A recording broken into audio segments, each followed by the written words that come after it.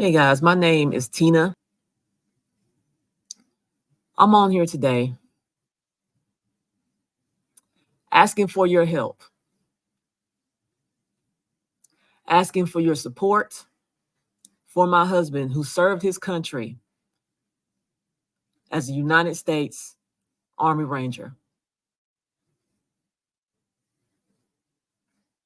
a man that has devoted his entire life to serving others, a man who I have seen risk his life countless times and will do it countless times more. A man I just recently witnessed rescue a wandering 4-year-old boy in our neighborhood. I watched my husband nurture that little boy and take care of him as though he were his own until we were able to find his parents. My husband is the type of man that if a neighbor calls him, says, hey, I think I hear somebody, might be a burglar outside or something like that, my husband will jump up and he will get dressed and he will go and he will assist. My husband is the man that walks the streets in our neighborhoods at night, policing our neighborhoods when other neighbors will not. And before I tell you my story, I want you to know a few things about my family and what we love. We love God. We love our family. And we love our country. And this is our story. On Friday, September the 27th, 2024, I received a call from my mother-in-law. First thing she says, is your husband right there next to you? And I say, no, he's outside. She says, well, put him on the phone. Dad wants to speak to him.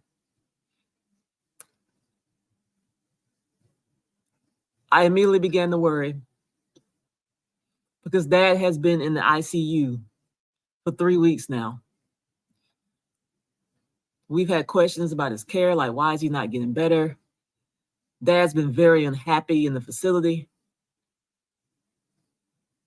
And now we get a call from Mom that says Dad's on the phone. He wants to speak to his son. So I said, okay, let me go get him. So I go outside, find my husband. I say, I got your mom on the phone. She says, Dad wants to talk to you. So immediately he says, he said, what's wrong? I can see the worry come over his face, like, what's wrong, right? I put my husband on the phone. Mom puts Dad on the phone. And Dad says to my husband, son, I am tired. I'm losing my strength to fight. I'm tired of the pain and the suffering. I don't know if I can keep going. Our father was giving up. It was sounding like our father was going to die. As Dad began to talk, he started to cry. And it became a very emotional phone call between father and son. To which my husband said to his dad, he said, no, Dad, please. I need you to hold on. I need you to hold on because I cannot lose you too after I just lost Trey. Now, you see, Trey is our son that followed in his father's footsteps, and he also joined the United States military. But he didn't go do Army Ranger. He decided he wanted to become a Marine. We were so proud that he had made the choice that he did. It's a smart young man, good-looking boy, had a bright future ahead of him. But on July 7th, 2024,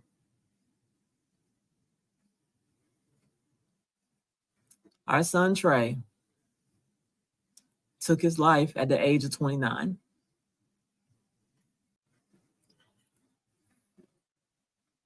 This young man right here took his life.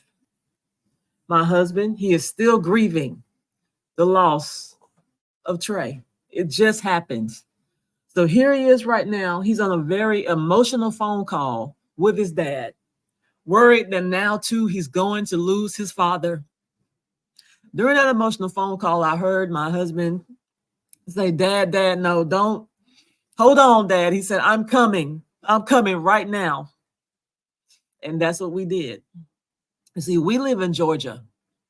It was Friday the 27th. We had just gotten hit by Hurricane Helene. We didn't know what obstacles we were going to face trying to make that drive to Connecticut to be by Dad's side, but we didn't care. We were going to make it there. We didn't even know if our vehicle was going to make it. We was like, we're just going to go. So we gathered whatever we could find quickly. 30 minutes after we hung up with Dad and Mom, we were in our vehicle and we were leaving the house to get on the road to come and be by Dad's side. It took us 18 hours to get to Connecticut, to get to the city where Dad is. We ran into so many obstacles on the road. We ran into trees down, road closures, gas stations out of gas stations without power. We finally made it there. 18 hours, barely any sleep. But we had to be by Dad's side. I could not fathom my husband going through another loss so soon, right? We make it to Connecticut, to the part of town where his parents live. We get there about 12 noon on Saturday, right? Left on Friday at about 5:30, get there at about 12 noon on Saturday. My husband, he works in security. He's got on his full uniform because we left swiftly. He didn't have time to change. He's got on his full security uniform, right? So he says, you know what? Before we go see Dad at the hospital, I think I better stop at the police station on a professional courtesy. And some of you out there may not understand why that's important, but I assure you, if your skin looks like this right here, you understand exactly why we did that when I explained to you. So we got into town, like I said, about noon. We got to the police station about 12:15, right? We see a police car parked in the parking lot of the police station. And we say, okay, well, why don't we just go over there and you know, talk to that policeman? Maybe he can tell us where we need to go so that you can do your professional courtesy, be seen, let them know what we're doing, and then we can go over to the hospital, right? So we pull into the parking lot where that officer is. And my husband says, you know what? I don't think it's appropriate for me to pull up behind him. Let me pull ahead of him about 50 feet. So that way, when I get out the truck, he can see me. I got on my full security gear. I don't want to alarm him. I want to do the right thing and make sure I'm visible. Okay, makes sense, right? Husband pulls up. He does exactly what he says he's going to do. He jumps out. He even puts his hands up and he turns all the way around so the guy can see him. And he kind of motions like, hey, I just really got a question. I want to talk to you. Already, the security, the officer in the car, he's miffed with my husband about what he did. I can't figure out why he's miffed. My husband did the right thing. He pulled up ahead of him. He got out so he could be seen. He put his hands up. He motioned, hey, I just got a question, because my husband just wanted to ask him where he can go. Police is huffy puffy. He didn't like the way it was done. He tells him, go into the police station, right? Already, here we go, right? This is the reason why my husband is doing this, right? My husband goes into the police station, shows his face, identifies, lets the police officer see he's in his full security gear, leaves his name, says, hey, I just got into town. My dad's in the hospital. I need to go over here, you know, take care of things, right? Because we're here because we think Dad is on his deathbed from the conversation that we're having. It's just not sounding good. We got to get here, but let's stop, do professional courtesy, not only to protect my husband, to protect his family too, right? Because my husband knows that when he gets to that hospital, he's going to have to advocate for Dad, which means he's going to be demanding answers from medical physicians. He's going to be demanding answers from nurses. My husband is not naive. He knows he is a Black man in security uniform going to advocate for his father. He's going to be firm. He's going to be direct. So what if somebody takes his firmness and his directness the wrong way? Oh, the black man talking to me any kind of way, right? Well, just in case that happens, identify myself at the police station. Let them know, hey, I'm here, I'm in town. If I ruffle some feathers, at least I know I already came here for you. This is my little insurance packet, right? Just want to make sure we're okay, right? Several officers saw my husband in that police station. And as he walked out, the main officer he talked to inside said, hey, good luck over there at the hospital, right? So my husband leaves out of the police station. He gets back in the car. He reports to me what he did, what happened as we're driving to the hospital, which is only roughly a 5-minute drive away because it is in downtown where the police station is as well. So at approximately 12:40 p.m. Eastern on Saturday, we get to the hospital, right? We go inside, we sign in, we have our pictures taken at the visitor's desk. They give us our tags. We go upstairs to the floor where dad is at. We find his room. Mom is already there. Now, mind you, my husband's parents are in their 70s, okay? We get there, mom is already there visiting dad. My husband and I walk into the room.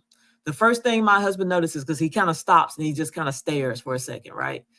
And I know what he's looking at because I know my husband. The first thing he sees, there's all these tubes going every which way into his father, right? This man laying in that bed, this is his hero, right? This is his hero. This is his dad here. And he's seeing him at a weak point. He's got all of these tubes coming in and out of him, right? Not only that, but what worries him the most is he takes notice that his dad is strapped to the hospital bed. His mobility is limited. He's strapped to the hospital bed, right?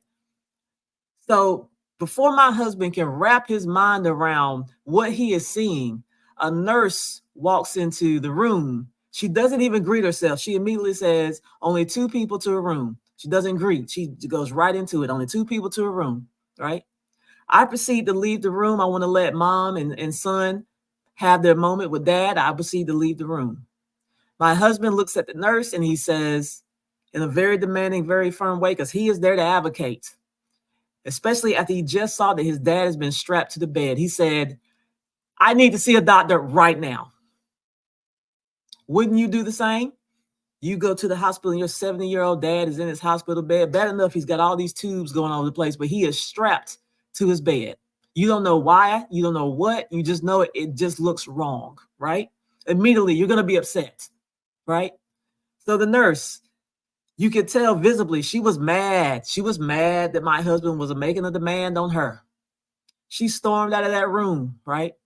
And as she stormed out of the room, we all began to have a conversation, waiting, because we assume, oh, she's going to get a doctor in charge or somebody in charge that can give us some medical information about what is transpiring here with our dad. Why is he strapped to the bed? Explain to us what these tubes are, all the medical questions we're going to have, right? We're here to advocate, right? So we had been in that hospital room not even 5 minutes. I have begged to differ. It might have been 3 minutes, right? Total from the time we got in there to the nurse saying to a room, to her storming out. We turn around. There's 2 security guards standing at the door. Here we go. We're thinking, here we go. My husband is. No, he's thinking this is exactly why I stopped at the police station. He's probably thinking, I'm glad I stopped at the police station because here we go, right? I guess here we go. Gets the security called on you, right? So I have the audio from the security interaction. I want you to hear it because it speaks volumes. This security guard is a representation of the hospital. And when you hear the way he spoke to my husband, while accusing my husband of being the one who has a terrible approach, you're not going to believe it. So I'm going to play it. I'll give some context as we go through. But here it is. This is a security card that shows up. Apparently, the nurse, instead of going to the doctor like we asked, she went and she got security. Listen to this recording. All right, so the first bit of audio you're going to hear the security guard ask my husband to come over here and talk, right? And then you're going to hear my husband say, no, I want to talk right here, right? And you know why he says that. I'm going to tell you why he refuses to go over here and talk, wherever here was for the security guard, right? My husband is smart. He's like, I'm not going to go away and talk to you. He's like, I need witnesses. He's like, I want to talk to you in front of everybody, right? Mainly his family. He wants to have the conversation with the security guard in front of his family because he already knows the security guard is here to be an aggressor. He's not here to de-escalate. He's not here to help. He's not here to hear the family side of the story. He's here because he has already taken the word of the nurse. Okay? So let's go into the video and I'll give you some context as we go through it. Here we go. You want to come out here and talk? Hey, come out here and talk. No, it don't work that way. I don't care what you are. I don't care what you are. All right, so here we are, 14 seconds into the security guard arrival. He says, "Let me talk to you over here. Let me talk to you over here." My husband says, no, I want to talk to you in front of everybody, right? The security guard is like, that's not how it's done. That's not how it's done, right? Why does my husband want to talk to him in front of everybody? He wants witnesses. He doesn't want to go over here, wherever over here is with the security guard. He wants to talk to him in front of everybody, right? To protect himself, right? Protect his family, right? Let's have this conversation where everybody can hear it, okay? Let's continue. I'm tell you, I've already talked to the guys, and I don't want to do this. This is a family thing. Yeah, but All right. So what's my husband say next? He says, understand, I've already talked to the guys. He's referring to the police station where he went before he came to the hospital. He's referring to the fact that he already spoke to a policeman and gave him a heads up. I'm going over to the hospital to handle my dad, you know, so on and so forth. Right. And then he proceeds to tell the security guard, this is a family matter. Right. Let's continue. No,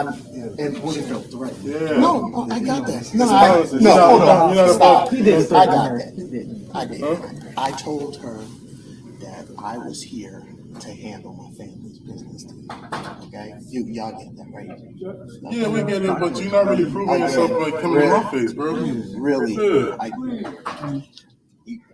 Yeah, right. All right. Okay, so, but know that we're Dad's in down ICU. here.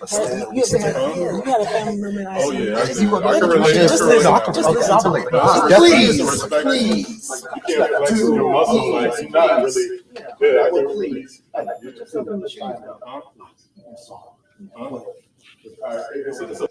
All right, so you hear that little bit of conversation back and forth. The security guard makes comment, oh, you coming in here flexing your muscle, but you can hear my husband say in there, look, man, I'm sorry, right? But the security guard is not trying to hear it. Right? Let's continue. About that though, when you make somebody feel nervous about doing their job and stuff like that. Yeah, she took it. And I understand what the perception is. Okay. You gotta understand. Look how all the stuff you got on your waist. I'm glad you know that, because I've already been over and identified who I am too. All right. So you hear my husband telling him, look, I've already been over to the police station and identified myself. And he's like, I had all this stuff on when I was at the police station. They didn't say anything. They wished me good luck. And I came over here. It was fine. Right. So he's reiterating that to the security guard. Right? And he's also telling him that, look, I did not threaten her. I understand perception. This is what my husband says. But it's like, no, I did not threaten her. Right. So let's continue. You're not understanding where I'm coming from. Okay, but Yeah. hold on. Yeah, go ahead.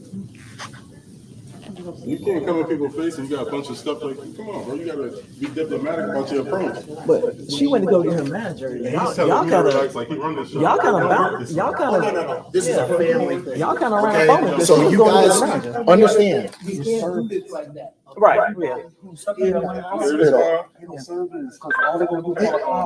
No, the cops have already been told, but it's not like that. I need my dad. I need the dog. ICU. Who's the manager on duty? Who's on charge? Because you can't. You're not. Oh, you're singing right now? I come in here with respect. You know what? Okay. I don't even have a dad, bro. So when you talk to me like this, you know, you're not my dad. Remember that.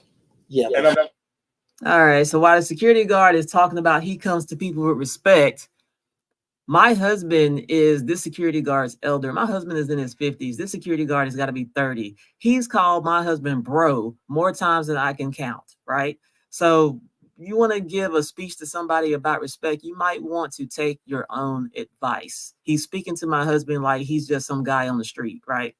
So let's continue. He's my dad. I'm a grown man. He's You're not my about to, you're not about to soft press me. He's Okay, my wait. dad. I understand that. You're not about to.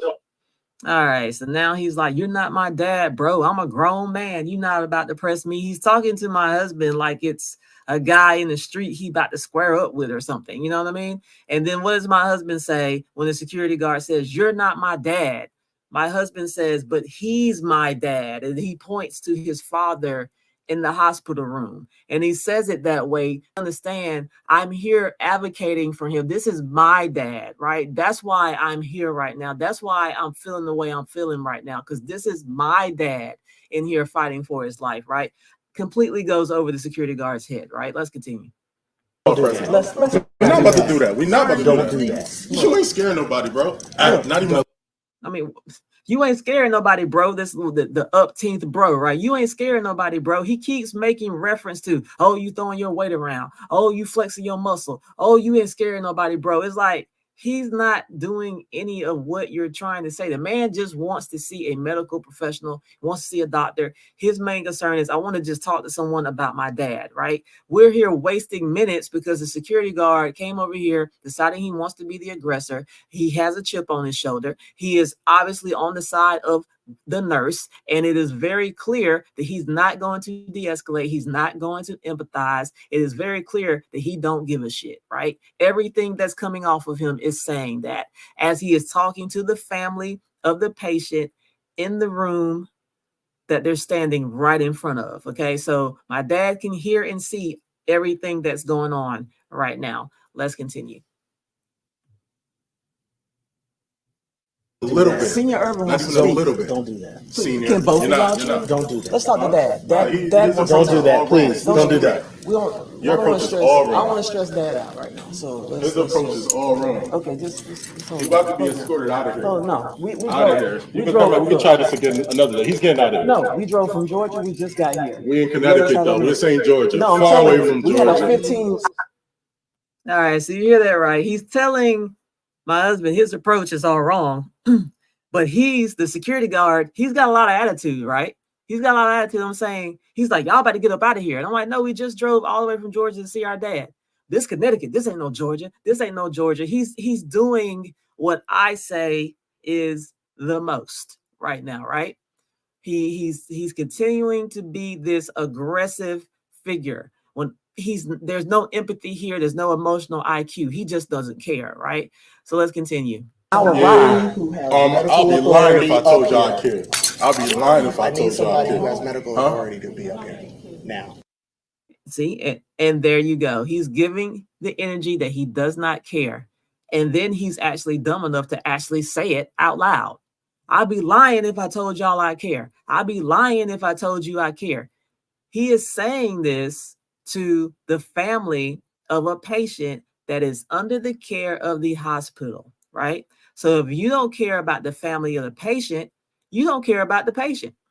As far as I'm concerned, right? You have let us know where you stand. As a representative of the hospital that is caring for our dad, you don't care about the family of the patient. Okay, thank you, Mr. Security Guard. You have made yourself clear. You don't care. Let's continue. Are you a medical Who are you talking? Look at all these professionals right here. No. You know, And they don't then feel. they can stand. Are you a doctor, sir? I'm not a doctor. Yeah, that's what we want. That's right. I need a doctor.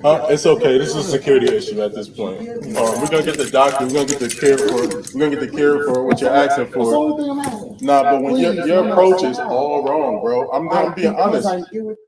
Another bro, right? Another bro. And you hear when I asked them, sir, we want a doctor. Are you a doctor? You know, that's all we want. Well, we want a doctor, right? No, this is a security issue right now, right? And we are 3 minutes. We're 3 minutes into this conversation. Only 3 minutes, right? Now, one time that he really tried to figure out what the family side of the story was, right? Because he didn't care. He came in with whatever information he received, and he decided, oh, I'm just gonna boot them out, right?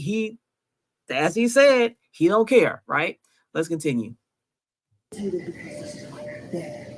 I understand that. Just And you're not here the a first couple rodeo. of months. You're not my ago, first and he rodeo. was- You're not my first rodeo.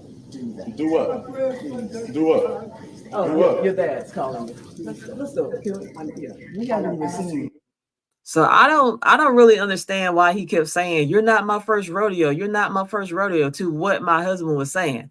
My husband was saying, "Look, my dad has been in the ICU for a while, right? So he's basically saying, I'm here. I need to see what is going on." And then he says, "You ain't my first rodeo. You ain't my first rodeo." It's like he's somewhere else already thinking about booting him out, but he's not listening to what my husband is saying, right? My husband is he's sticking to the point of, I'm here to take care of my dad, right? He's sticking to that point. I'm here to take care of my dad. I just want a doctor, a medical professional. But the security guard language he is speaking is, you're out of here. He's not speaking in what does the family need to feel better about their dad, who we're taking care of in our hospital. He doesn't care. No emotional IQ, no empathy exists with this guy here. So let's continue. Yeah, so let's talk to him. Man, I don't know. I'm saying What that. Let's talk to his dad. he could go ahead. He out of here in a second. He about to be out of here in a second. Yeah, give us some breathing room. Give us some breathing room. I need the professionals up here. All right, so that's the conversation between security and my husband and me. It was like not even a 4 minutes, interaction from the security guard. He not at one time asked us our side of the story, right? He's like, "You about to get up out of here. I'm booting you out," right? So what happened next, you won't believe. My husband is on the phone talking to the doctor. The phone is just outside of my dad's hospital room. It's probably like not even 3 feet from the opening of the door to his room, right? So he's like, my husband's like right there by the room talking to the doctor, right? So this is the scene in this very moment. All right, so let's go. You got into this woman's face. This woman's face. She don't feel comfortable. You got a bunch of stuff. Listen to that. Just put it on there. He didn't get in her face. I was watching. He didn't get in her face. Weren't you just in the car? Yeah. When I came? He's on phone. All right, so you hear me again. The security guard is talking about, oh, he got in the nurse's face. First of all, the security guard was not there, but we were the witnesses. He did not get in her face. So he's taking what the nurse has told him, which was a lie, and he's running with it. And he ran on that lie and called the police to the hospital. The same police from the police station that my husband had already went to. He'd already self-identified. He'd already made himself very visible. Yes, I'm here in my security gear. I'm about to go over to the hospital. Several police saw him. They was like, good luck. And he rolled out. And now he's at the hospital, right? And the police just showed up. Not one, not two. There are several police that show up at the hospital, right? This is exactly why my husband went to the police station in the first place, to avoid all of this, because it was not necessary. He was not there to hurt anybody. He was not there to start a commotion. He was not there to bring any drama. He simply showed up because he wanted to be able to see where his father was at, talk to some medical professionals, a doctor, somebody that could give him some insight. Because remember, when he first got to the room and set eyes on his dad has got all these tubes going every which way, and he's strapped to the bed, right? So automatically, my husband was like, what is up with this? I need somebody to tell me what in the world is going on, right? That's the headspace that he's in. He's worried about his father, and everybody else is worrying about, oh, you in this security, get up and you doing this and blah, blah, blah. And we done told you a million times, I want a medical professional. I want a doctor. I want to talk about my dad, but nobody's listening. I'm on the phone from the doctor now. Hold tight. This is the guy you're talking about? This is his dad. He drove from Georgia. He went over to the sheriff's department to have him go over there and not him and my dad, right? Just in case they call you, I want to show my face. I talked to McAllister and I was coming. And David. All right, so you hear my husband, he's talking to the cops that show up. He said, hey, I talked to McAllister. McAllister was his who he spoke to when he went into the police station before coming to the hospital. And he's telling the guy, look, I already talked to McAllister. I ID'd myself. He saw me. I told him where I was going and what I was doing, right? He's telling him these things, right? Let's continue. And then also, you can also hear me talking to another cop that was with them, telling him the exact same thing. You know, we went to the police station first, you know, just to make sure, you know, just to kind of cover ourselves and just to, you know, these things. So I'm telling the other officer that as well. Let's continue. Do everything out. All right. Just like I kind of thought. But I told them, McAllister. Oh, you don't have to take it. Yes. I'll take it. All right. So now in the background, you hear the other officer talking to my husband. Okay. While we're trying to handle everything with the family, trying to get a doctor, trying to get a medical professional, one of the lead officers, at least I'm gonna say he's lead, he's kind of in the front of this group of officers that just showed up. He's like sizing my husband up. He's looking at everything on his security uniform or whatever, stuff like that. So he's like really like sweating my husband, right? So let's continue. That's how we make sure. Yeah, I'm having a problem with the officers up here, and I've already seen them. No, stop. All right, so you hear my husband say, yeah, I'm having a problem with the officers up here, and I've already seen them. He's like, I've already seen them. I've been to the police station. And then you hear him say, stop, because that one officer is like all up on him, like messing with his security belts and all that stuff. So my husband's like, stop. Like, my husband's like, what are you doing? You know what I'm saying? Let's continue. Okay, so listen. Okay. Please step. Yeah, this step aside. We'll figure things out in a second. Because we're not. He's under the care of the staff right now, so he's fine. All right. Do you hear that officer say, oh, he's under the care of staff right now. He's fine. And we've been saying we're here because our dad is not with the care he is getting, right? Everybody keeps telling us he's fine. And we're telling you, we're the family of the patient. We know because our dad is telling us he's not happy with the care, right? So we're here to find out what is going on, right? Let's continue. Making a lot of people nervous. He just said he's not fine. All right. My father said he's not fine. See?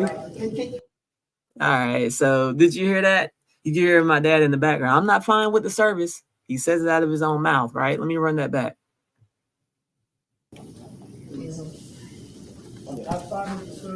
See? Can you just give us a It's okay, I see his vitals, I'm controlling. Yeah. All right. Yeah. Of course. Your grandson what? My grandson All right. And if you're listening to the background, you don't hear anybody screaming. You don't hear anything disorderly going on. You hear a lot of little conversation, but nobody's loud. Nobody's belligerent. There's no signs of disorderly conduct happening, right? So I'm over here talking to the charge nurse. I'm trying to pay attention to what's going on with the police officers because they're really sweating my husband. And my husband is like, I don't know what is happening right now. I gave the professional courtesy. I went over to the police station. I talked to McAllister. Several officers saw me. Nobody gave me any issues. They just said, hey, good luck over there at the hospital. And I left, right, after telling them what I was coming over here for, which was, talk to the doctor, get some medical professionals, to give me some information as to what is going on with my dad, especially since I just showed up and saw he's got all these tubes and he's strapped to his bed. I'm just trying to get some answers, right? Nobody took the time to ask, right? If people had taken the time to empathize, right? Tap into your emotional IQ and actually ask, right? They would have known that dad's not happy with the service. They got dad strapped down in the bed here. I'm just setting eyes on him and I'm just seeing these things, right? I need some explanations from the medical staff, right? This is what I'm trying to get. This is what the family was trying to do. Let's continue.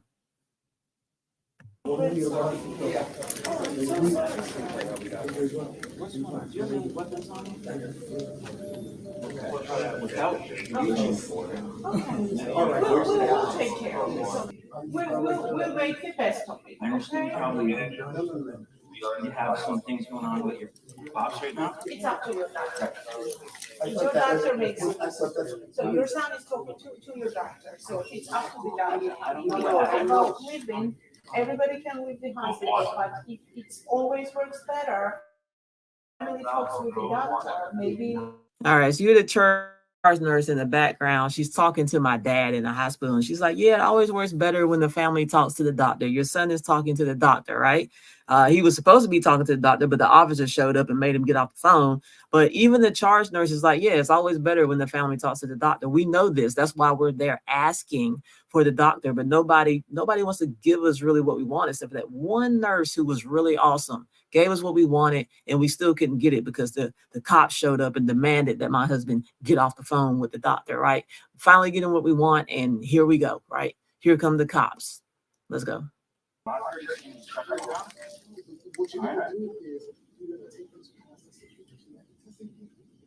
Other than knife, what else do you have on?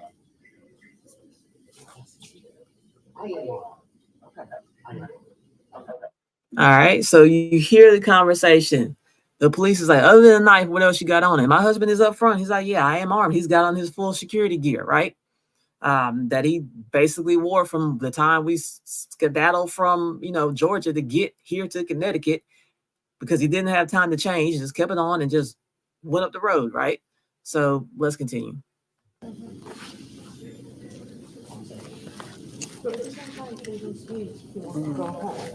Yeah. And what does family think? I'm Lolly, I'm the charge nurse, that's why. I'm just Take over. trying to. Maybe. Okay. My father is smart. He knows what he wants. He's not happy.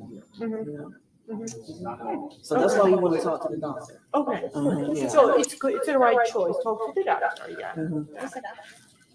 All right, so you can hear the charge nurse. She's agreeing with us. Yeah, you're making the right choice. Talk to the doctor about what's going on with your dad, right? And I'm telling her, look, my dad is really sharp. If he's telling us that things are wrong around here, he's not making it up, right? That's where we are with the charge nurse. She's in agreement that the family should be communicating with the doctor, which is what we've been trying to do since we got up there, right? All right, I gotta detain you for a minute until we locate this firearm.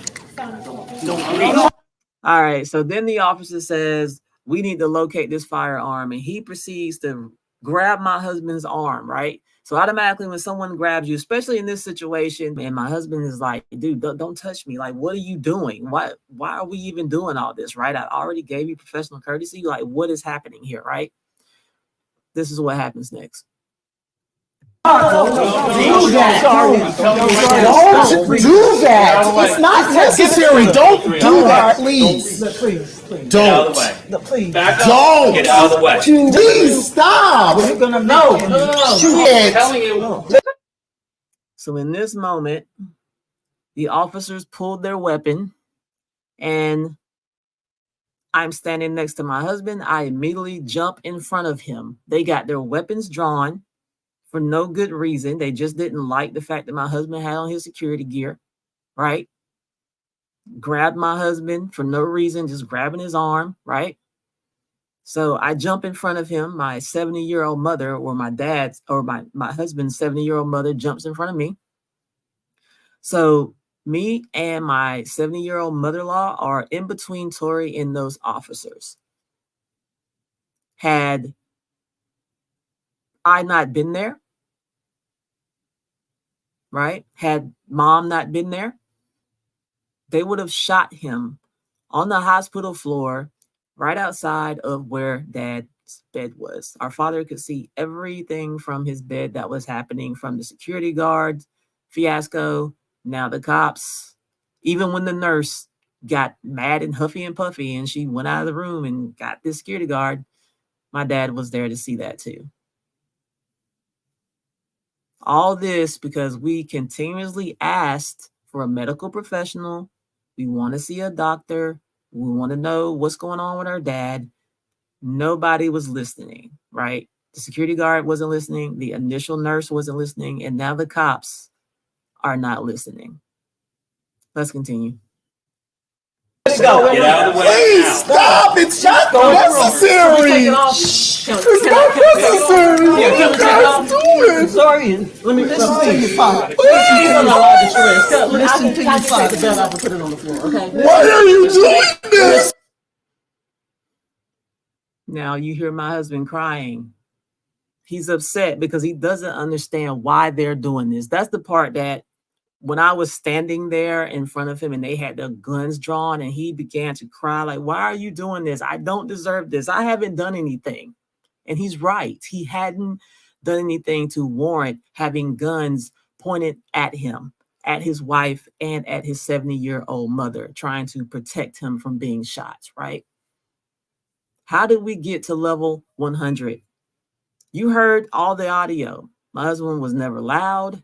He was never disorderly. He was never disrespectful. He just asked for a medical professional 1,000,000 times, asked for a doctor 1,000,000 times, right? Could not get what he wanted, right? But yet his approach is wrong, right? He's the one that's, making people nervous, right?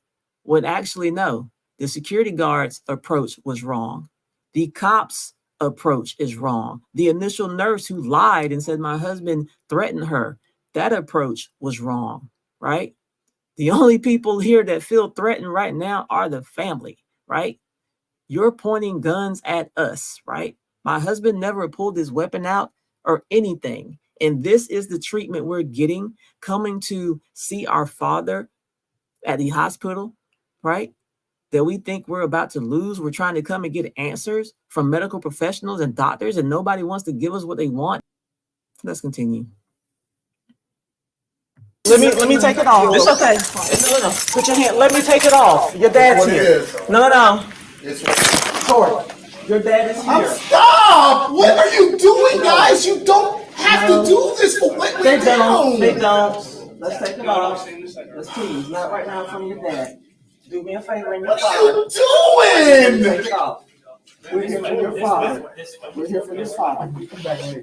Yeah. We need to get your father situated. Okay, please. Let's get your father situated. So at this point, I'm the only one in the room that's de-escalating, me and my 70-year-old mother. The cops are not de-escalating, right? It is me and my 70-year-old mother trying to de-escalate. Why is that? Why are the cops not de-escalating the situation, right?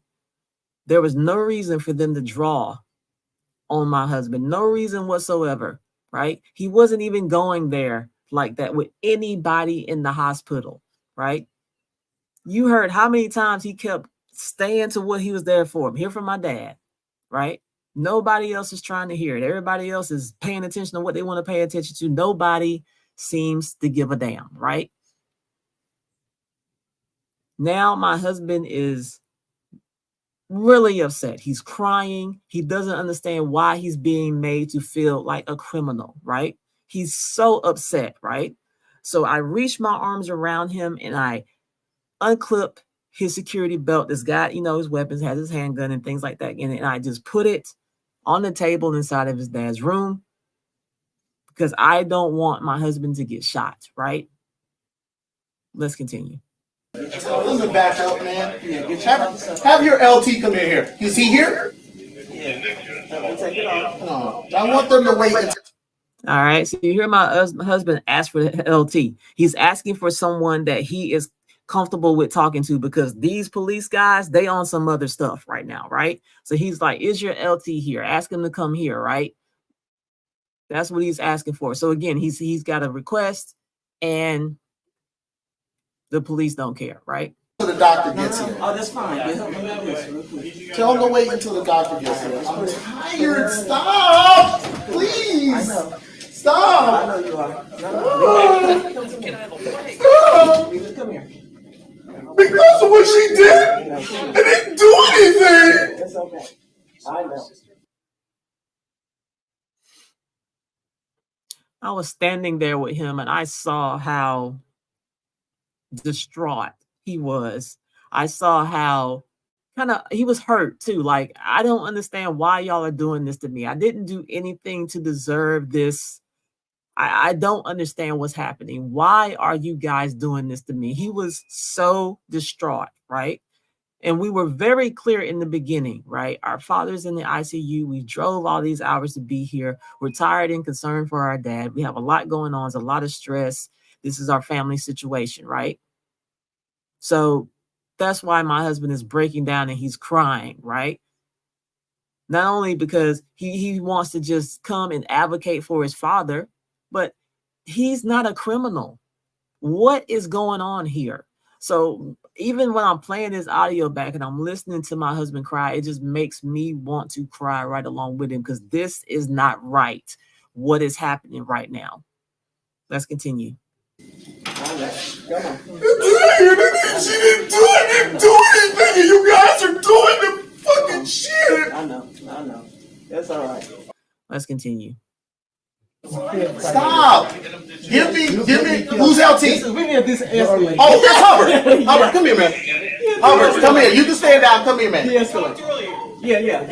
You don't have anything. Just stay right here.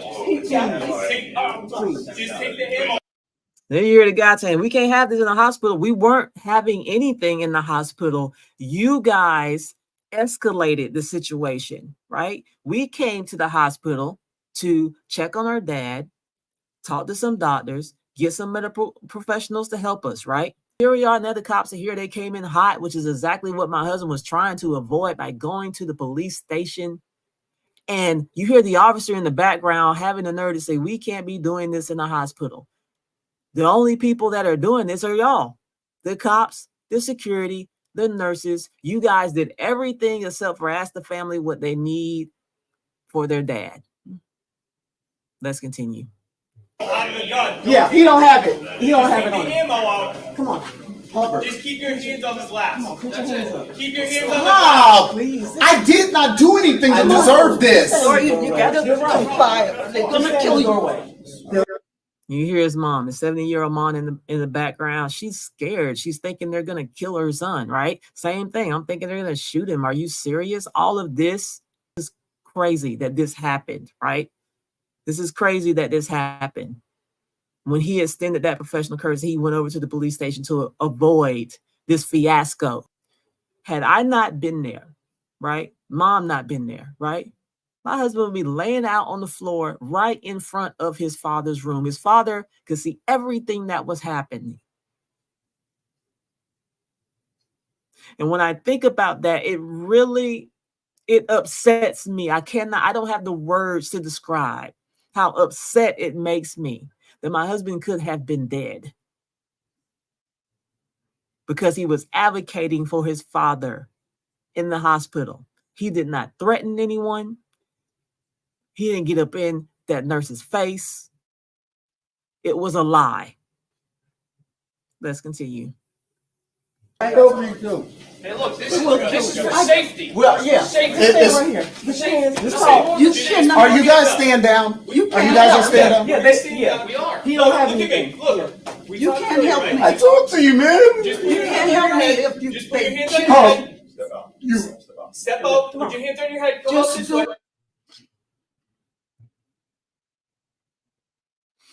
That's the part that starts to make me emotional, because he finally sees the officer that he saw in the police station and he says, I talked to you, man. He says it like, wow, what is all this? And he starts, you can hear the emotion in my husband's voice. And he's like, I talked to you, man. Like, why are y'all doing this to me? Right? Let's continue. Do not cuff me, man. Listen. We're talking. And then you hear my husband say, do not cuff me, man. Right? And then you hear the officer say, look, we're talking, right? My husband's like, please don't cuff me, man. You know, let's continue. Okay. Just put your hands on your head. Look at me. Look at me. It's fine. Put your hands on your head. You're fine. Come on. I didn't do anything. All I put your said. hands on your head. Put your hands on your head. Come on. Just come over here. He just lost his son. Okay. We'll talk about it. Come here. Come on. No, they don't care. Yes, You they care. do. We have to talk to you. Yes, they do. Come on. They do. That's it. I care. I'm your mother. I'm your mother. You heard my husband say, After I tell him, look, he just lost his son, and my husband say, they don't care. They don't care, right? And he just says he's tired, right? That like broke me on the inside, right? And just hearing it all over again just makes me cry, because for them to take him, not only him, but they took the family through all of this additional emotion, as if we don't have enough emotion already going through what we're going through with dad, right? Dealing with the recent loss of our son, right? So now you're here and you're adding more trauma to the situation. And there was no reason that it had to go to this level. There's nothing that we did here that warranted this. And my husband is so upset, as you can hear in this audio. Let's go. Oh, I love you. I can't. It's so wrong. It's so wrong. I was just talking to you and I did not do her like It's that. just being you. It's just being you. Just put your And hands I on your know head. the de-escalation. Please, guys, you know I know. Just You guys holster too. That's fine. Holster too. Here, we'll holster. Just put your hand on your Please, head. hold. And you see at this point, they still have their weapons drawn, right? So we're still in front of them. They still have their weapons drawn. My husband had to ask them to please holster your weapon. Please holster your weapons, right? And they're telling my husband, come out with your hands on your head, right? Let's continue. Put your hand on your head. There you go. Holster too, please. Holster, please. Come here. So now you know I'm not. Come here. I got you. I got you. Just talk. I got you. Feel safe. I got you. My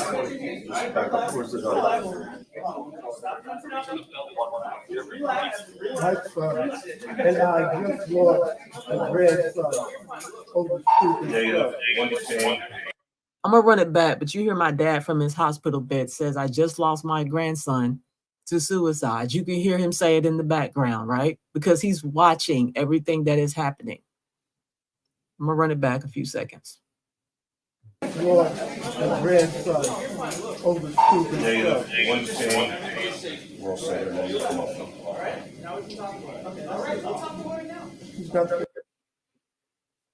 So they handcuffed my husband, stood him up against the wall. Okay, now we're all safe. We can talk right now, right? After you guys were the ones that pointed guns at us, right?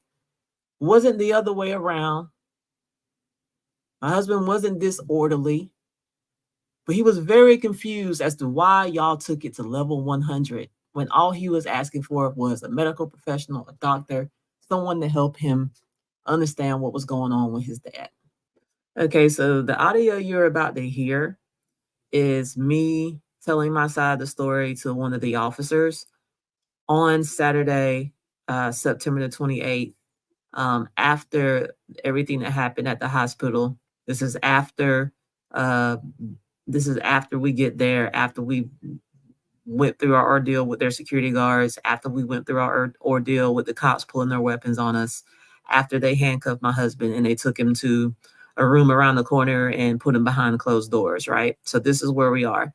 I don't know if he's been arrested. I don't know what's going on. I just know they got my husband behind closed doors and they're talking to him, right? So I'm in another room on the opposite end of where he is in. Like what looks like be like a break room or something, like only a few steps away from my dad's ICU room. So I'm in there talking to this officer. And when the audio starts, you hear him introduce himself and you'll hear me say my name. Now, as I'm telling my story, I can tell that he's not really listening. He's not coming from a place of he really cares. It's like he's angling, right? And as you hear the audio, you'll know what I'm talking about when I say he's angling, because I can feel it, right? So let's start with the audio and then I'll give context as we go. Here it is. I'm Jim. Okay. I need a security to escort those guys out, so one guy go to the office stand by. Yeah. Come on over here. Okay.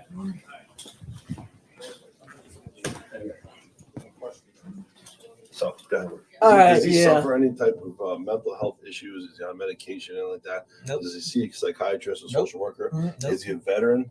Yes. Veteran from where? What branch? Army Okay. Ranger. Mhm. Army Ranger? Okay, Mhm. so Army Ranger, did he Mhm. suffer from any PTSDs or anything like that within service that he's currently seeing through Veteran Affairs? He's not seeing anybody for Veteran Affairs, and not that I know of on the PTSD. What do you do for a living? Me? Yeah. I work in sales. So like you don't have anybody in the family who has a professional opinion as to his mental capacity? No. All right, like now tell me your story again. Okay. All right. So the story of what happened today, right? Yes. Okay. So starting from scratch. All right. Mom and dad in here in the hospital. Dad's sick. Dad is sick. Is he okay? Dad called and he got on the phone. Where's dad live? Here in Stan- Connecticut. Yeah. You live in No, Georgia. Tori, his son, born and raised here in No Stanford. kidding. Yeah, yeah. He's same age as me. I don't what's the last name? I kept my name when we got married. Okay. So last name is right. Parents live over 100. You're not carrying a weapon, are you? No, I don't have anything. So getting back to the story. So yesterday we were at home in Georgia. Okay. Mom and dad called. Mom was here at the hospital, right? Mhm. And she said, "It's Tori there." I said, "He's outside working out in the driveway." She said, Dad wants to talk to him. I said, "Uh-oh, let me go get him," right? Because I don't know what Dad wants to say. I know he's been in ICU for 2 weeks, and we're Yeah, I'm starting to listening to that. question. Yeah. So Hey Gilly, get Kelly red, please. Dad gets on the phone. All right. So you hear me telling my story, and then all of a sudden he yells out of the room, "Hey, get Kelly red, please," right? So of course I hear this, and I'm like, "Okay, what's Kelly Reynolds for, right?" So let's continue. And he's crying, and he's like, "Please get me out of here." He said, "These people, I'm getting sick here. These people are trying to kill me. I don't like the accommodations here." He said, "Please, son, come get me out of here," right? Is he with it? Is he with it? All with it up top? Yes, he absolutely Okay. is. Yeah, he's sharp. Okay. So we said, okay, well, it's time to make the drive. 'Cause we knew we were going to have to come up here, right? Right, Kel. This is Sergeant Reynolds. She's gonna Hi. check your bag. Hi. Make sure Oh, you okay. have your bag. Yeah. Can you just take it off, Yeah, no, please? I might have a little pocket knife in there. I gotta have my utility knife, but other than that, Oh, that's fine. I ain't got I'm that. just worried about guns. Yeah, no, I don't got that in Since there. your husband has, you have a gun permit? I do. You I do. carry? I do. From Connecticut or Georgia. Georgia? Yeah, So Georgia. you're Connecticut, your permit is in Georgia? Yeah. My Everybody permit. got a gun in Georgia, right? Everybody This got is one. true. You don't even have to have a permit no more in Georgia. All right. But anyway, getting back to my story. Okay. All right. So as you can see right there, once Kelly comes in, as he asked for,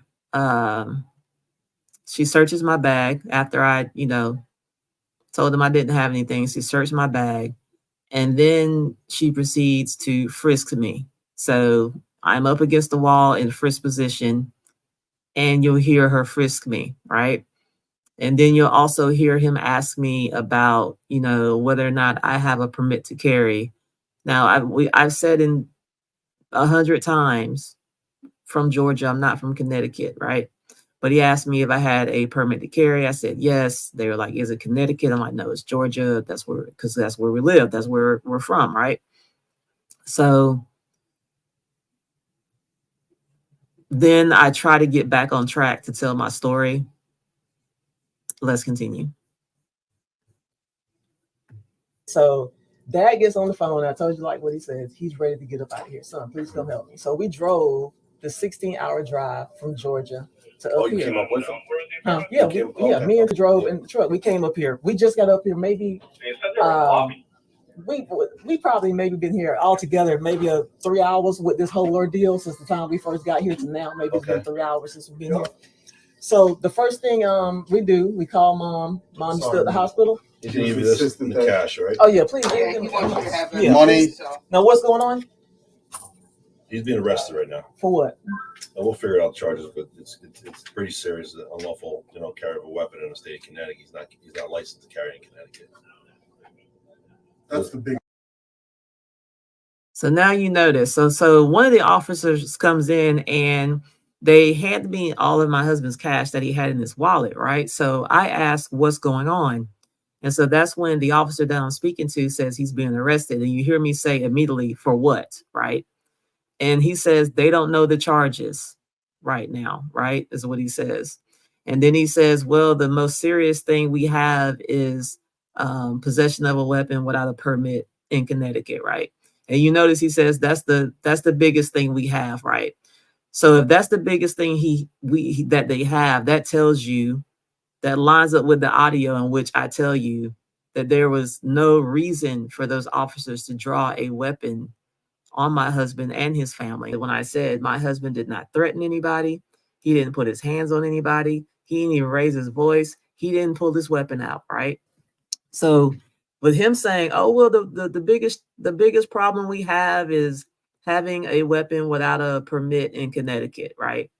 So when he says that, that lines up with the audio in my other video in which you were listening to when the officers pulled their weapons on my husband. And we had to jump in front of them. And I told you it was unwarranted. They had absolutely no reason to draw their weapons on my husband. The fact that he said, well, the worst thing you got is just having a permit in Connecticut, right? That tells you right there, and that backs up what I said. Yeah, because had it been anything worse than just having a gun without a permit in Connecticut, and worse would have been had my husband threatened somebody, which he didn't. Had my husband put his hands on somebody, which he didn't. Had my husband drew his weapon, which he did not, right? So that backs up what I was saying when I was telling you guys, them pulling their weapons and everything that transpired at this hospital was totally unwarranted because he did not do anything to deserve that, right? And this officer in this moment, after my husband has already been handcuffed and taken behind a closed door to be questioned by those officers, and he comes and he says, after he's told me he's being arrested, and he says that the biggest problem here is not having a permit for a handgun in Connecticut, right? So all of that transpired. All of that weapons drawn on us and the whole nine, right? It was excessive, right? The officer backs it up right here when he says, oh, you know what, the biggest problem is, you know, having a handgun in Connecticut without permit. Why he took us through all of this, right? So let's continue. That's the biggest one. Okay. So that we'll go on with your story. We'll get to the back of it. Go ahead. All right. Is he still here? He's walking out now. Can I go? You won't be able to talk to him now. I'm sorry. No, he'll get a phone call when he's in jail. Yes. And we'll have him call you. We'll take your number down and I'll have him call you. Or I'll call you from the jail. How about that? So go ahead, finish your story. I'm all discombobulated now. My husband in jail. This is mom, right? Just mom. Oh man. What do you need, mom? You need something under the counters? Is the officer? Am I in your way? Yeah. What do you need, ma'am? All right. So as I was saying, Oh, you need she needs a Canada Dry. Fair enough. So do I. I might take one with you. You need ice, mom? Give her some ice, Cal. oh man, I really hate that. So in this moment, after they have just told me that my husband is being arrested, I'm trying to regather my thoughts because inside I'm so upset. I'm one of those people, guys. I try to be as cool as a cucumber under every situation. It's like, don't let them see you sweat, right? But inside, I was just like, oh my God, they just arrested my husband, right? And I'm trying to recollect my thoughts so I can continue telling him my side of the story. And mom comes into the room where we are because we're in a break room. It's got ice, it's got drinks. So she's coming in to get, you know, drinks, ice or whatever. And she doesn't know that her son has been arrested at this point because I just found out, right? So I'm trying to gather my thoughts. I didn't even say anything to mom. I just let her come into the break room as normal, get what she was going to get, and then go back out, right?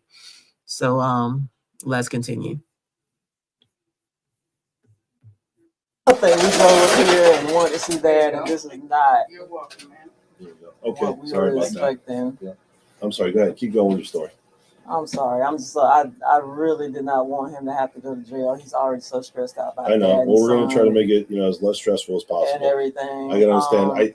Me personally, my opinion, Yeah. he's got some mental health issues he's got to address. Yes, I agree. And we're going to see to it that he gets the help that he needs. But for now. All right. So you hear the police officer try to diagnose my husband as though he's some type of medical professional, right? Oh, I think he's got some type of mental health issues. We're going to make sure he gets the help that he needs. Okay. Yeah. By hauling him off to jail. Right. Okay. Yeah. Got it. Right. Let's continue.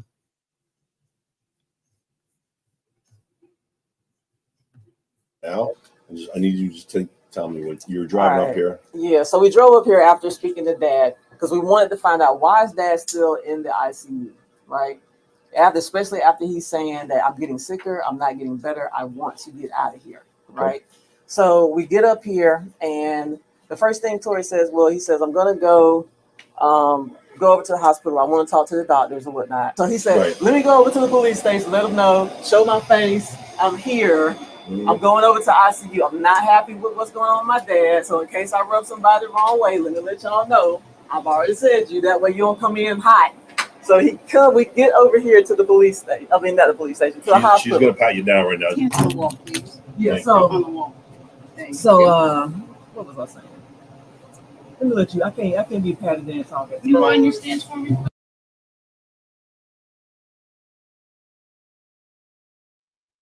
So in this moment, I am being frisked by the female officer that he called into the room as I'm trying to tell my story of what happened to our family. You'll even hear me say, it's like I'm just so, I don't even have the words for what I was actually thinking. I was just in total disbelief that this was happening to me. I have never, ever been searched or frisked or any of that. I've never even sat in the back of a police car before. This is all foreign and new to me, right? And I'm not liking the way any of it feels. So you'll hear me say that I can't be patted and talk at the same time because it really was messing with me mentally, right? Let's continue. Hands on the wall. All right. Thank you.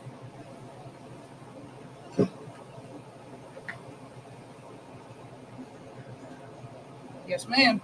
So we get over here, get up here to the hospital, get in the room. Dad's in the room. Mom's already here. And she's been here all night and all day, right? So we get here. We're standing there for a few seconds. Me, him, and Mom. The nurse comes. She says, only 2 people to a room, right? Okay. So Tori has just gotten in the room. He just had eyes on his dad, not even 15 seconds. And she came in. And so she said, only 2 guys to a room. He said, get someone that is in charge now. Okay. He did not get in her face. He was not like being crazy disrespectful, but I think it rubbed her the wrong way. So she said, okay, I will get my manager. So we're expecting a medical supervisor to come. We turn around, there's 2 security guards at the door. So the 2 guards and him, they're talking and whatnot. It's the same thing. The guards didn't like the way they were being talked to or whatnot. So they talked and talked and talked. My husband took him down there. He said, man, he said, he apologized to the guy with the dreads. He said, look, I'm sorry. This is my situation. I'm sorry. The guy with the dreads is like, I don't care about your situation. He just said it right then. He said, he's telling me a situation. He said, he just told you that. I heard it. He said, honestly, I don't care about his situation. And that was the attitude he had. Okay, whatever. They talked. He said he was sorry. This is my situation. Okay. This is what's going on. So I guess at some point, security must have called it cops. Then you got. All right.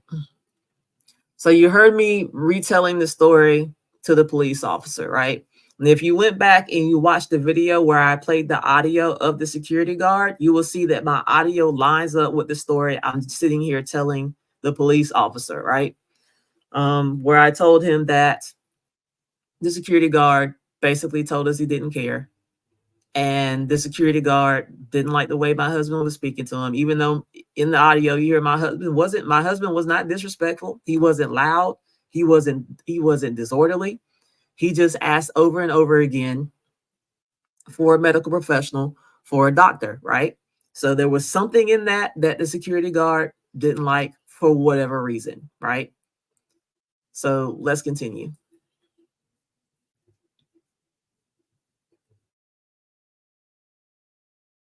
I showed up right as he was getting on the phone with the doctor, because one of the nurses said, do you just want to talk to the doctor? And he said, yes, I want to talk to the doctor. Okay. So we found out the doctor can't come up here right now, but he'll talk to you on the phone.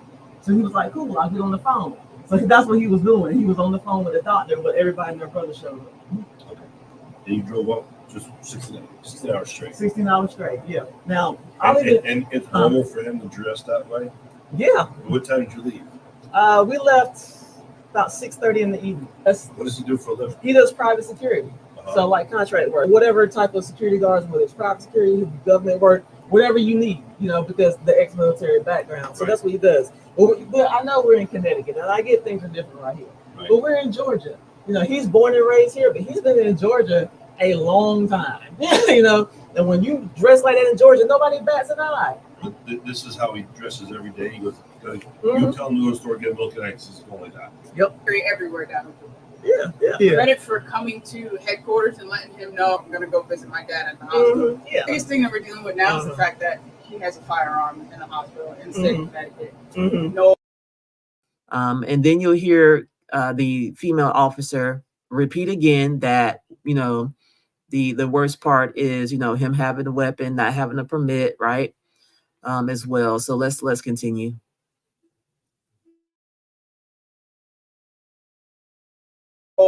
Valid Connecticut permit. So that's what we're dealing with right now. We're going to talk to the initial nurse that he spoke to, see her eyes on it. Yeah. As of right now, all the stories are kind of gel together. You drove up here? Your own car? Yeah, drove on. Where's that car parked? Where's your car parked? My car. The parking lot. Outside front? Will you give us consent to search the car? Just to make. I just gotta make sure he didn't bring anything else up here with him. Oh no, I don't. There's no reason to search my car. Right? You have to. Huh? You have to make sure that he didn't bring anything else up with it. So if it's okay with you, we just want to check real quick, make sure there's nothing else in there that like he didn't bring any rifles or any other handguns. Because in order for me to let him out, I got to know that he has no more access to handguns in the state of Connecticut. Otherwise, I'll be keeping him. Oh my gosh. Yeah. And he'll stay until we go to court on Connecticut Monday. laws are very different Very than the other strict. states. Very strict. So if there's no other handguns in the car and you have nothing to worry about, just let the officers check your car out real quick, make sure there's no other handguns in there. That I'll make sure he gets released. But I think he should actually speak to someone in the mental health field today. Can I talk to him? You'll get a phone call. Yeah, you talk to him. Yeah. Man. Let me see. Would he normally travel more than one handgun or rifle or anything like that? Sometimes, because when we left home, we already had all of our stuff in the car from just previous travels. He uses the vehicle for work. Right. Yeah. So if he uses the vehicle for work and he's got something in there, then what? I mean, it's not going to make this charges any worse. Mhm. You know, I can't release them and have him go get a gun out of the car and then come here and shoot the hospital up. I would look like an idiot if I did that. I can't release Yeah, him. I think you're hesitant because you think if we find something in the car, there's going to be added charges. That's not the case at all. We need If we find anything, we're just going to hold it for safekeeping to the end of the court case. That's it. I got to make sure he has no access to weapons.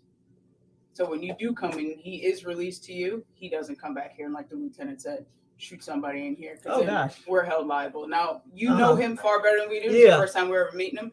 We have to take the safety precautions. We have to abide by our laws here. So will you walk us down to your car and allow us to check your car? Okay. I can't allow you to drive around Connecticut with handguns if you're not registered. So you mean they're not registered in Connecticut? Yeah, you can't own carry firearms in Connecticut if you don't have a Connecticut valid pistol permit. Even if they're at home weapons. Connecticut state laws are different. These people can't protect themselves. Most people up here that have guns they go through a rigorous process to get that permit. okay, so if you're ready, we're ready. Oh man, You just got to sign a form giving us consent. man. Mm-hmm.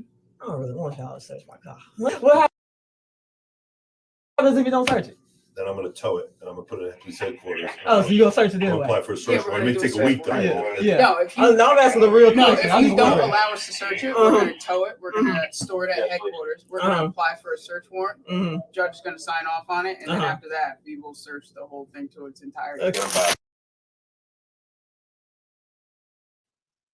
All right, so you heard the conversation between me and the cop, and now it's me and two cops because the female cop is in there as well.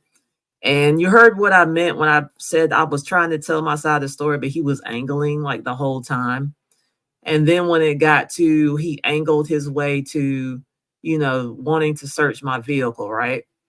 And my hesitancy in wanting to consent to search is really around the fact that I understand what my constitutional right is around that, right? And me feeling at that current time, they've already stomped all over our civil liberties by everything that has happened to us leading up to that point. And here they are again, continuing to just trample on constitutional right? By asking me if I consent to a search. And I said to them, there's no reason for you to search my car. I don't really want you to search my car. And I even asked, what happens if you don't search it, right? And here he goes. This is where I feel the coercion comes in, right? This is where I was really forced to consent under duress because I didn't want to do it. It was my constitutional right to say no. But you basically told me if I didn't do it, you was going to search it anyway, right? So when I asked him, I said, what's going to happen if I don't consent? Oh, we're just going to tow your vehicle down to the police station. We're going to get a warrant. And when we get that warrant, we're going to search it to its entirety. It might take a week, right? Y'all, I am over 800 miles away from my home in Georgia, trying to handle business around this city. You got my husband in jail. I need my car, right? You telling me you don't tow my vehicle and keep it for a week, get a search warrant and search it anyway if I don't consent to a search. In that moment, I was like, this is not right here. The way this is being done, I'm basically being pressed into giving consent. I'm basically being coerced into giving consent under duress. I didn't like it, y'all. Let's continue.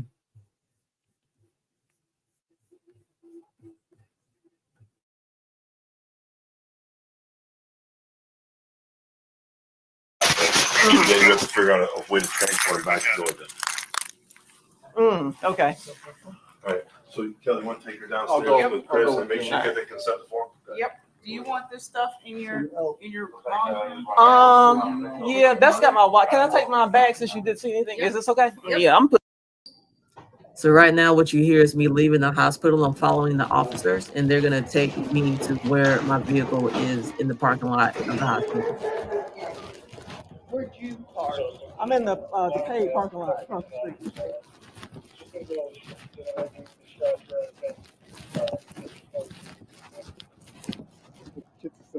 It's the paid parking lot next to the valet. What kind of car is it? It's a black Sequoia. It's the paid parking lot next to the valet parking. Yeah, okay, there's an officer. So what? On the taller building, right? Well, you tell where we at? Yeah, where you guys. Okay, you know where the valet parking is, right? Yeah. There's a paid parking lot right next to the valet Right there, parking. okay. Mhm.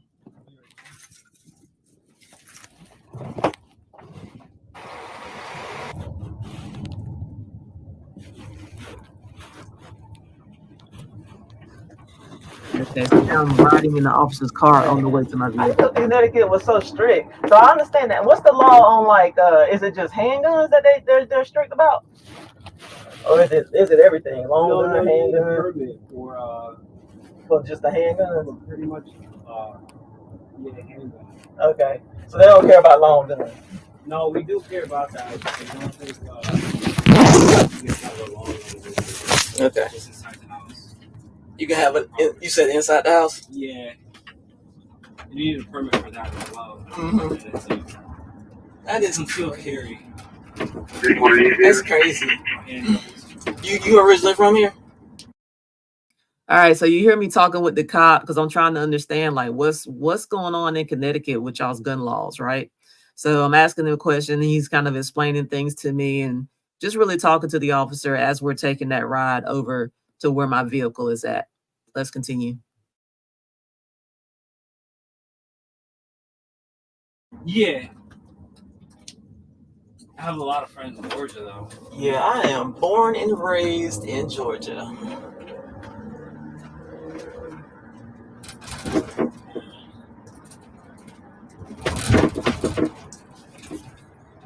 I'm talking about this part. Did we just pass the valet? Yeah, this is the valet. Yeah.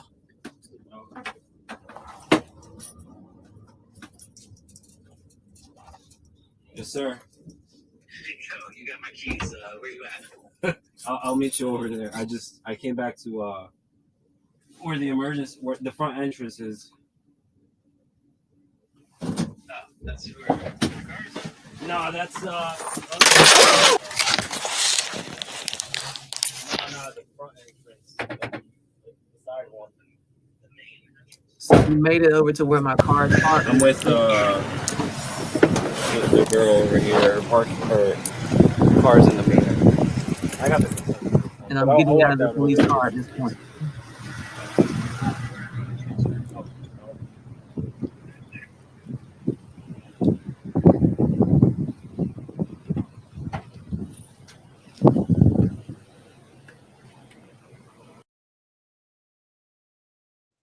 So at this point, I'm standing outside the police car right at the parking lot when my truck is parked.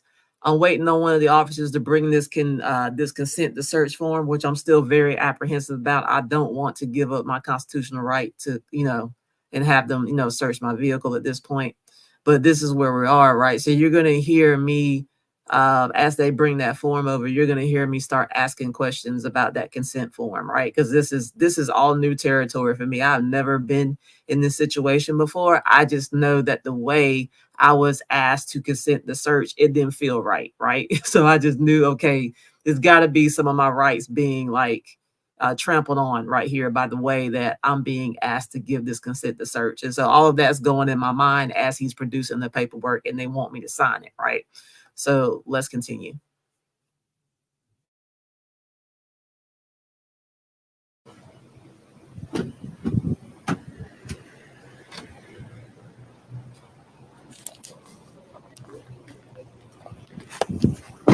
Really? Yes. You can show us clear from the overtime. I guess that's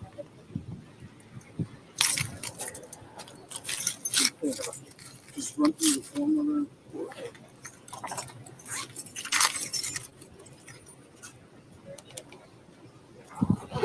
Quick little thing, just consent to search. You're just giving the authority Let me read it right search the car. All right, so my constitutional rights not to have a search made in front of the mission while the search warrant.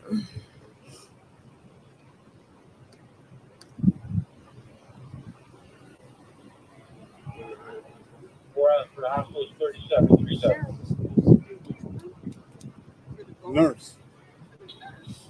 308 to the 2024 07058.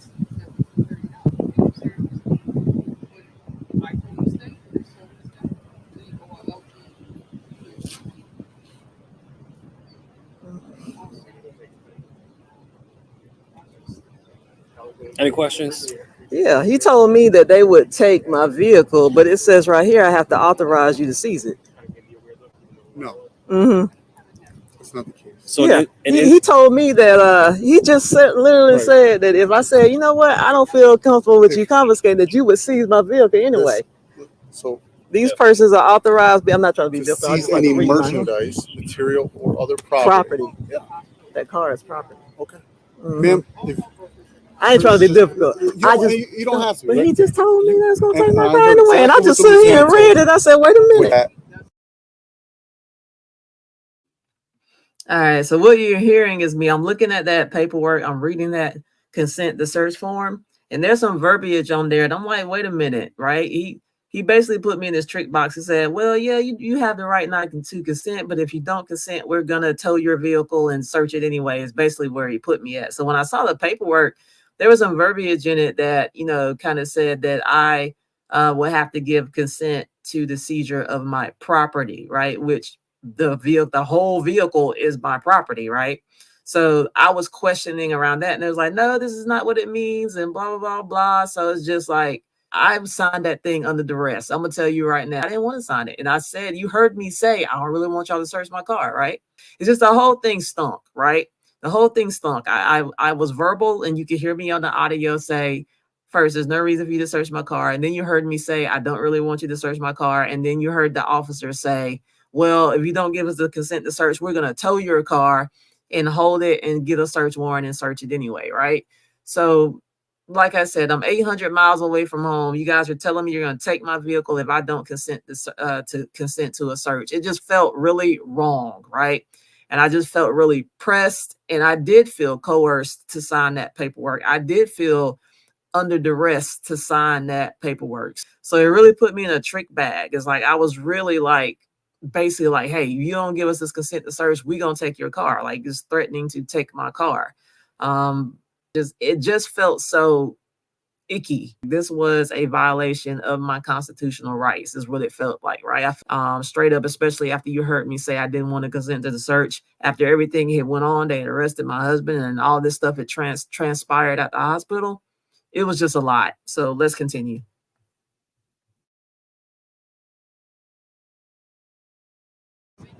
there may or may not be evidence in that vehicle, right? If there's evidence in that vehicle, we are going to seize it. You do not have to give us. Hang on. Okay. You do not have to give us consent to search. You could say no. I'm not doing this. But I promise you, we're towing your car back to the police department, and then we're just holding it. We're not touching it. Other than that, it's going to stay locked. It's going to stay in a secure area. We're going to do a search warrant. It's going to, like she said, more than likely take about a week. And then once we do search it, then we would release the vehicle.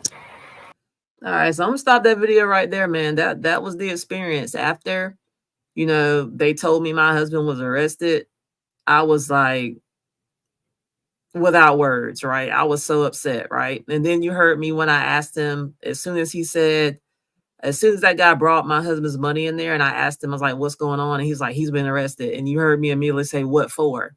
And then the officer was like, well, we don't have the charges yet, or something like that. They're still trying to work on his charges, or something that he said, right? So you heard him say that. And it was just a mess, man. The whole thing just stunk. How everything was handled from the beginning just stunk, right?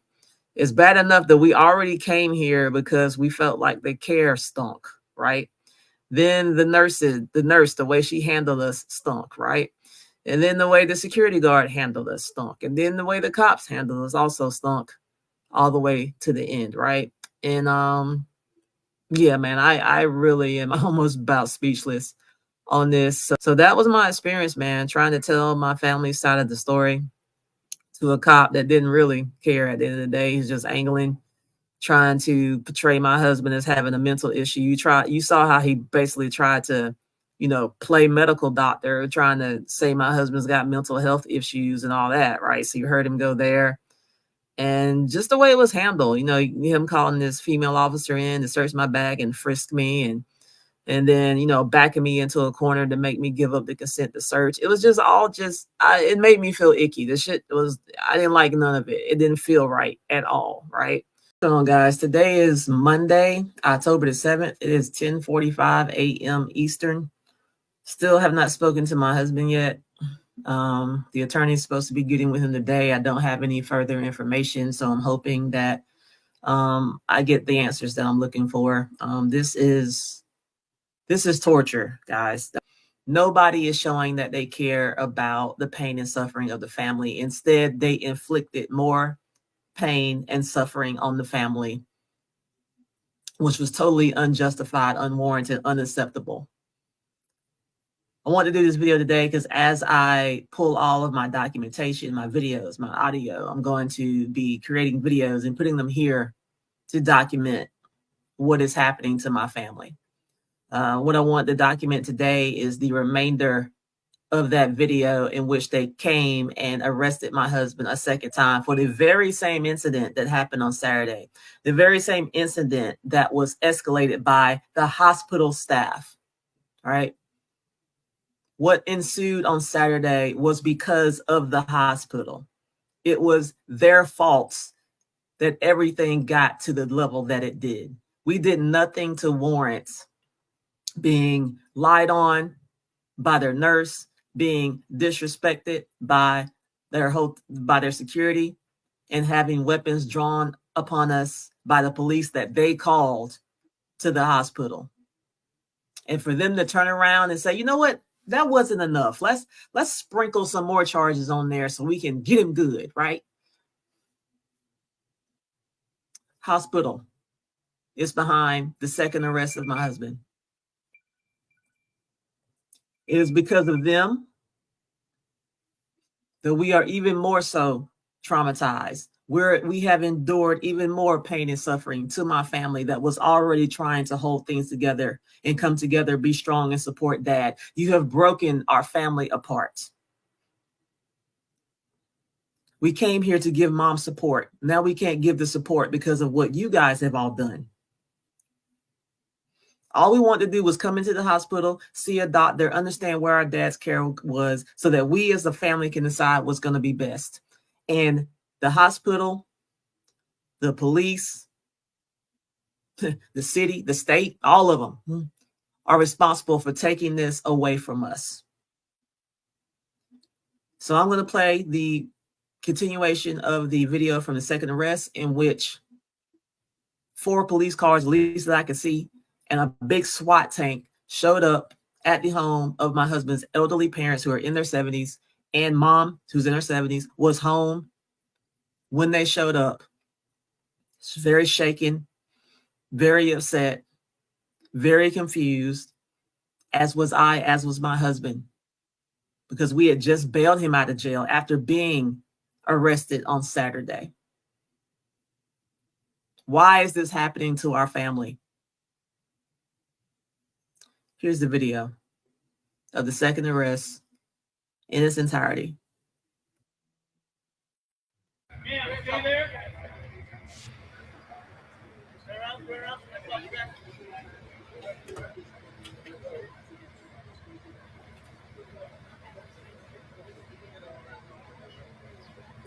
Mom.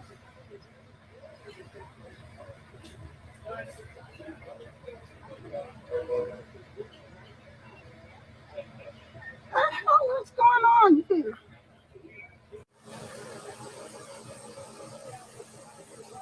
Ma'am, you can go back inside. We're gonna have a detective come. Huh? What in the world's going on? I have no idea what's going on. Want me to walk down my voice? Yep. 1 second, ma'am. Stay right there. We have someone ready. Yeah.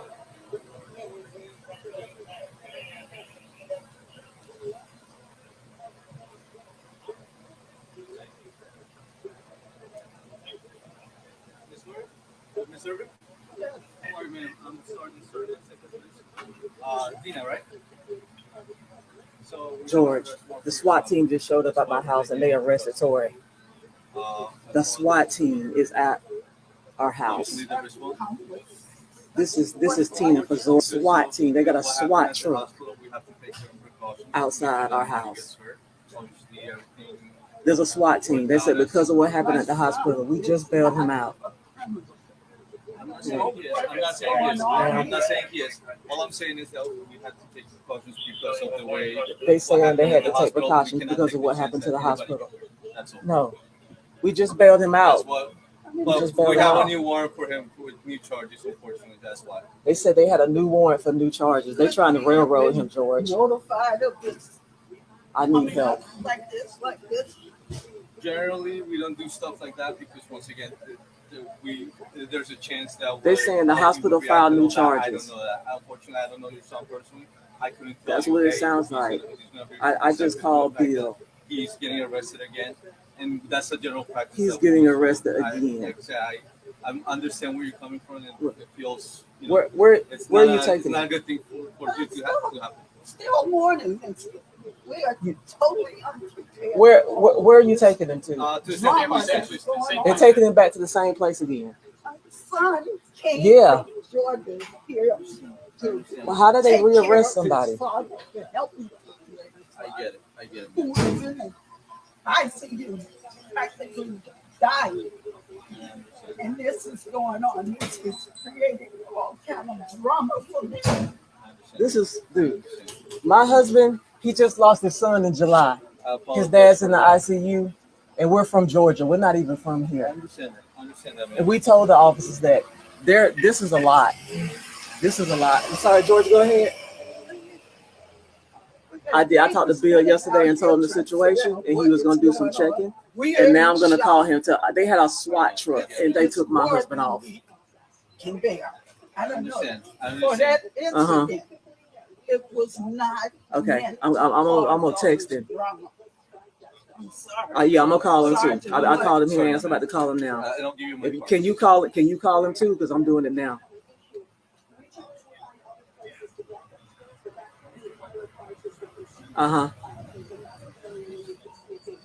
Okay. Okay. All right. Okay. Bye. So he's been brought to the he's basically right now he has to go before the judge before he can bond out. So that'll be tomorrow, first thing tomorrow morning. Okay. Like I said, the responses because I of mean, he the doesn't even situation. have clothes on.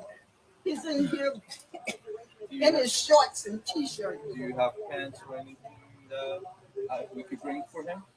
I'm sure his wife can. Yeah, let me I go get would be him. happy to bring that. Yeah, for can him, I can I get absolutely. some shoes and some Absolutely, pants yeah, and things? absolutely. Absolutely, man. All right, look, hold tight. I'll be right back. All right, here, man. Just hold it. The plea field was totally overblown. I'm sorry, but it was It was. outrageous. Yeah. We All have- this because my of over hurt husband and I feelings. have been Yeah. living in this Yeah. community for the last 50 years. Mm-hmm. We have never, ever had any connection with the police department, done anything to bring any kind of drama to our lives. Yeah, and what happened at the This is hospital just did not warrant way all too this. much. My husband did not do anything that warranted all this. He went there and he asked for a doctor. The nurse didn't like the way he said it. I don't like the way you're speaking to me. And she goes and runs and calls security. Then security comes and he does the same thing. I don't like the way you're speaking to me. And then he calls the cops and you come up here and treat it like a criminal. Well, the first thing we did when we got to Stamford, Connecticut, we went to the police office first. My husband said, hey, I'm here. I'm in town. I just want to let you know I'm going down to the hospital. They're not treating my dad right there. They're not right now. We're having issues with the care. So it's really odd that all of a sudden this is going on. They're trying to cover their butts. They've been acting weird for the last 3 days, hopping and popping like they haven't been doing before. And then all of a sudden this is what's going on. So I smell a rat right here with the hospital and with everything that's happened right now. It's trying to railroad my husband. This is not warranted at all. Yeah. Since when does all this come about because of hurt feelings? No, it's You know, not and I because know of you hurt guys are feelings, doing yeah. your job, but I'm put yourself in my shoes. This is crazy right now. I get it. Listen, and this is not. Yeah. I don't think this is what you guys expected when you guys were gonna come up here. So that's the video when they came and they arrested my husband a second time. Please support if you can, guys. I got to get him out of jail. I haven't spoken to him.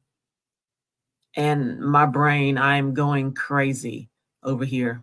Not one person from that hospital sat the family aside and asked us for our side of the story. Not one. That speaks volumes. Those people do not care, right? So when the security guard employed by that hospital said out of his mouth, I don't care, he was representing the hospital because everything they showed matched up to what he said.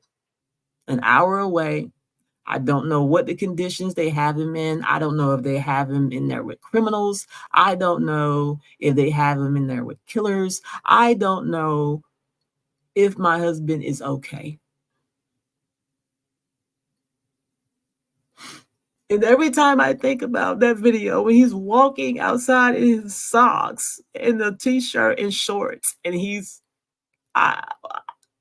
I started crying because I know him and I know like what's going through his mind. He's like, I don't deserve any of this. Why are y'all doing this to me?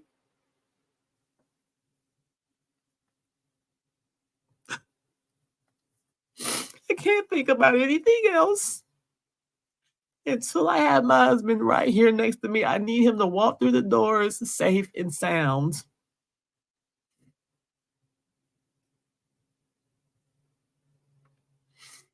Anything you can do to help, I appreciate it.